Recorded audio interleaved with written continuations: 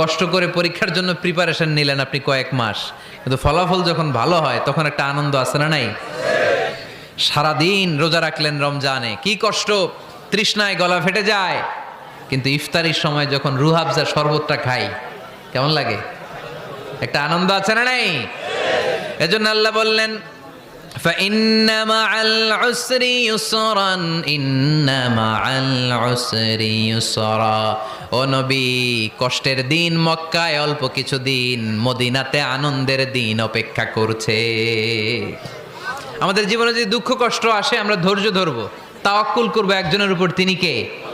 কারণ আমরা বিশ্বাস করি কষ্টের দিন এটা চিরকালের জন্য নয়, সামনে আনন্দের দিন আমাদের জন্য সেট করে রেখেছে কে?